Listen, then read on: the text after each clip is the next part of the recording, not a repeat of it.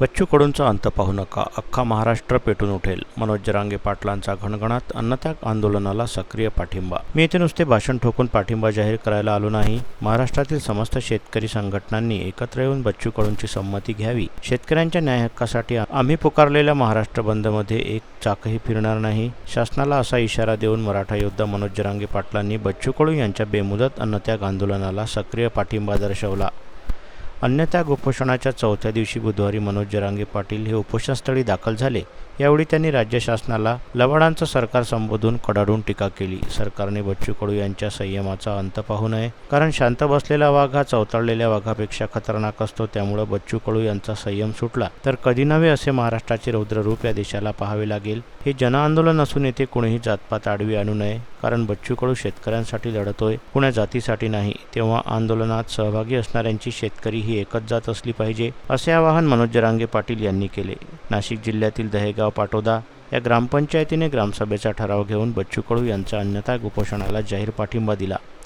तसेच मेंढपाळ संघटना, मच्छीमार संघटना, ग्रामपंचायत कर्मचारी, शिक्षक संघटना, भारतीय किसान युनियनसह अनेक संघटनांनी या आंदोलनाला पाठिंबा जाहीर केला आहे. देशात आणि प्रामुख्याने महाराष्ट्रात जेव्हा जेव्हा शेतकरी संघटना रस्त्यावर उतरल्या तेव्हा जातीयवादी गिधाडांनी शेतकऱ्यांमध्ये फूट पाडली, परंतु आता शेतकरी या जातीवाद्यांचे मनसुबे सफल होऊ देणार नाही, असे जरांगे म्हणाले.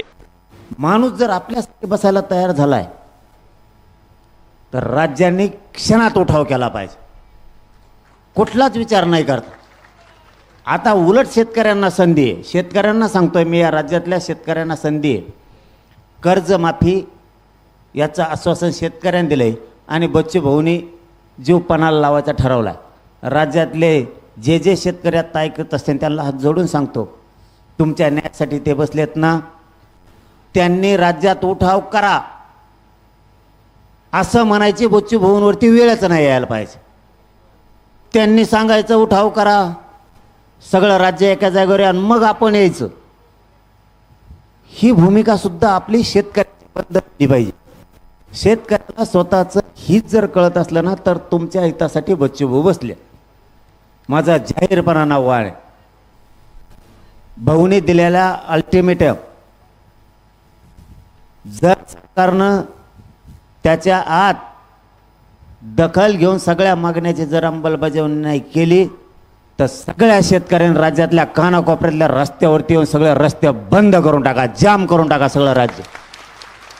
आणि भाऊ आम्ही सोबत येतात. ज्यावेळेस मनोज जरांगे म्हणतो ना आपण लय येडपटे बरं का, मग आपण मग कचाकच घोडेला येत असतो नाही ऐकलं की. आणि तुमचं तेच रूप चांगलं आहे राव, तुम्हाला बरोबर वाटतं घे रूप. भाऊचं तेच रूप लय, थोबाडात हाणीन, बुटाड हाणीन आणि मग ते माईकच फेकून हाणीन. ते रूप लोकाला आवडतंय. मी होतो ना एकटा एकला उपोषणाला बसायला, तुमची तब्येत खराब झाली, मय झाली आणि समाजासाठी करणारे जर वाकडे तिकडे होऊन पडले तर मग काय करायचं. एक जण असं आडमोठं पाहिजे. आमच्यात आम्ही तुम्हाला मानतो की माणूस खामक्या आहे, जे हातात येईन ते टोला असतो. आणि मला जरा ताकद कमी आहे त्याच्यामुळे हानीत नाही, मी घोड्या लावतो. त्यामुळे तुमचं रूप ते चांगलं आहे, पण जाऊ द्या. जर आपला माणूस आता आपल्यासाठी शेतकऱ्याला न्याय मिळावा म्हणून, शेतमजुराला न्याय मिळावा म्हणून, अपंगाला न्याय मिळावा म्हणून जर जीवाची बाजी लावणार असलात ना तर भाऊच्या दिलेल्या अल्टिमेटमच्या आज सरकारनं जर मागण्या मंजूर नाही केल्या तर राज्य मात्र सगळ्या शेतकऱ्याने जाम करायचं आहे.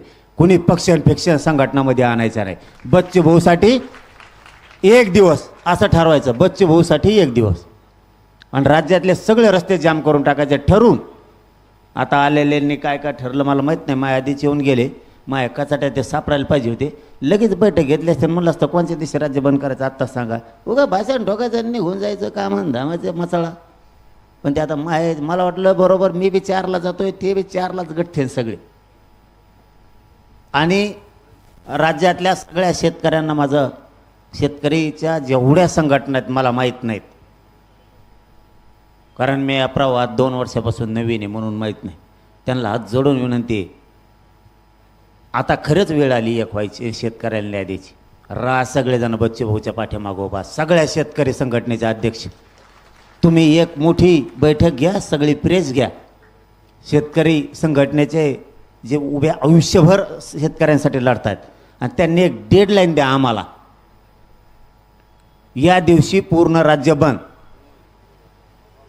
ही मात्र एवढी जबाबदारी सगळ्या शेतकरी संघटनेच्या अध्यक्षांनी उचलावी.